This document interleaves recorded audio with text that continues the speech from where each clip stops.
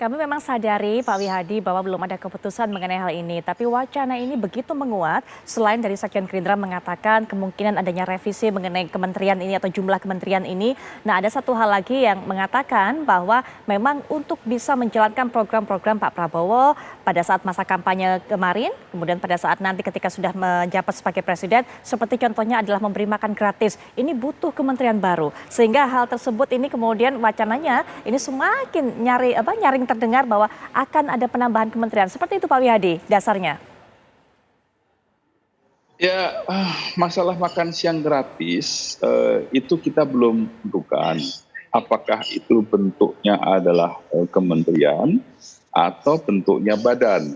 Tetapi kalau kita melihat program makan siang gratis yang dimana membutuhkan mobilisasi, membutuhkan yang namanya pengawasan, tentu tidak bisa kita serahkan kepada salah satu direktorat atau hanya di level direktur. Nah, inilah yang mesti harus dipikirkan bersama untuk kesuksesan masalah ini. Jadi bisa saja dalam bentuk badan, bisa juga dalam bentuk kementerian, itu masih kita belum putuskan. Nah, penambahan itu kan bukan berarti bahwa penambahan dengan kementerian ataupun badan ini akan memengaruhi jumlah, juga belum tentu. Nah, ini kan efektivitas yang dilakukan ini, biarlah kami menggodok permasalahan kementerian ini. Jadi saya kira kita juga masih belum bisa memberikan satu kepastian apakah menambah ataupun tetap. Baik Pak Wihadi. Memang belum pasti Bang Ege, tapi kalau melihat prediksinya agak-agaknya seperti apa nih? Arah anginnya kemana? Apalagi sudah dinyatakan bahwa kemungkinan butuh kementerian baru untuk bisa melaksanakan program-program ini. Di situ uniknya komunikasi politik di Indonesia karena setelah ditetapkan oleh KPU berdasarkan hasil Mahkamah Konstitusi, kita nunggunya lama sampai pelantikan dan itu menimbulkan banyak diskusi seperti ini. Untung ada pilkada ini dengan pencalonan, calon tetap dan lain-lain. Sehingga semua ini kita diskusikan sekarang. Tapi tadi kalau kita sebut kabinet bengkak kan nggak enak. Bengkak itu agak-agak mengarah ke kurang sehat.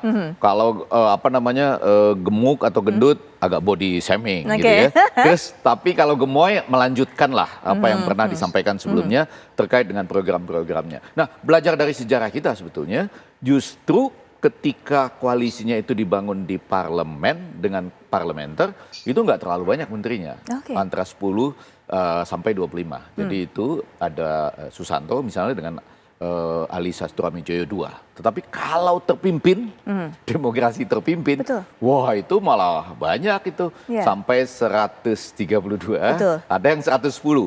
Waktu itu menterinya 86, lain-lainnya itu seperti misalnya ada jabatan pemeriksa keuangan jagung muda.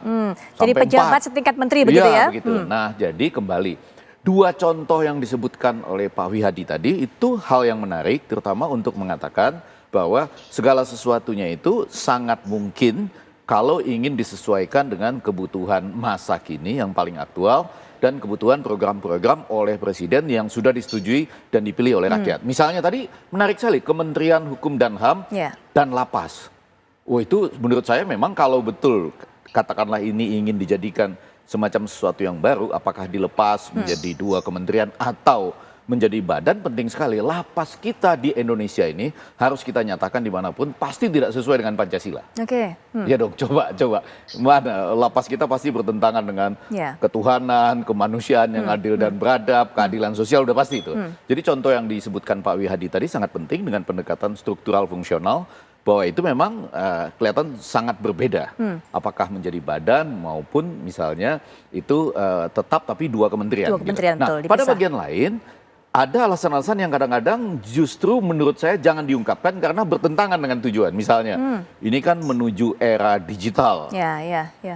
Lalu ada, semakin digital semakin sedikit sebetulnya. Baru kemudian orang berbicara tentang pemborosan anggaran atau kemudian juga orang berbicara tentang misalnya kemungkinan peluang korupsi dan lain-lain. Tapi secara umum yang dikhawatirkan adalah tadi ketika gerakan ini menuju misalnya demokrasi yang terpimpin. Yang terpimpin itu artinya memperbesar ini untuk membagikan sehingga tidak ada oposisi, jangan ganggu kami, yang toksik di luar saja misalnya. Tetapi pada bagian lain, kalau bisa disampaikan seperti Pak Wihadi tadi, menurut saya kuat alasannya. Pasti bisa diterima rakyat. Apakah misalnya untuk melaksanakan makan siang dan pemberantasan terhadap stunting Stunting, misalnya, ya. eradication of stunting itu perlu menurut saya, sangat mendesak dan perlu. Baik, Bang, kita akan sampai di situ.